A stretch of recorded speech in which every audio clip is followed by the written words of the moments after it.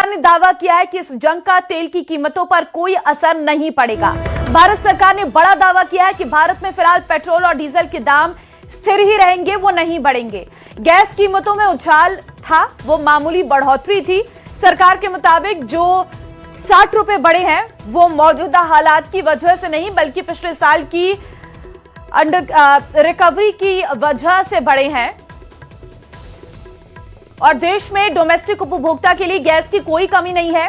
इसके अलावा commercial cylinder को लेकर हो रही दिक्कतों की खबरों पर सरकारी सूत्रों के मुताबिक अधिकतर कॉमर्शियल सेटअप्स में इंडक्शन प्लेट्स का इस्तेमाल होने लगा है, लेकिन फिर भी अगर कहीं पर दिक्कत आ रही है तो वो भी देखा जा रहा है।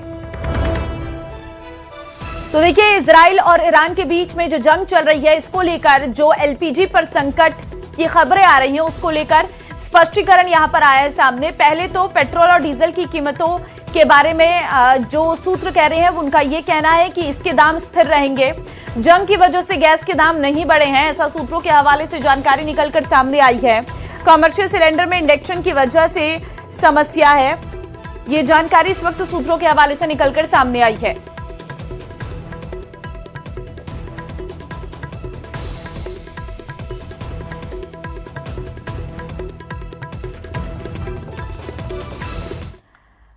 प्रधानमंत्री मोदी ने कैबिनेट मीटिंग में मंत्रियों को साफ निर्देश दिए कि मिडिल ईस्ट क्राइसिस का असर आम आदमी पर बिल्कुल नहीं पड़ना चाहिए।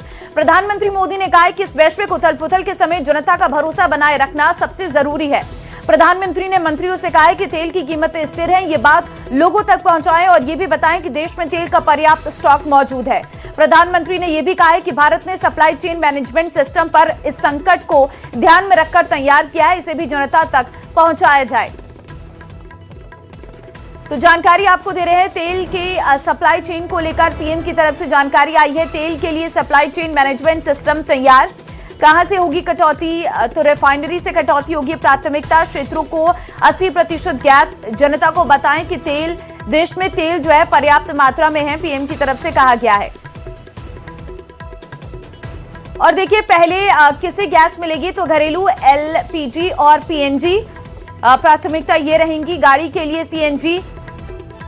कहां से कटौती होगी? बिजली संयंत्र से कटौती की जाएगी, रिफाइनरी से कटौती की जाएगी। आम जनता को कोई तकलीफ नहीं होनी चाहिए, ये प्रधानमंत्री ने स्पष्ट कर दिया है। आम आदमी पर जंग का कोई असर नहीं होगा।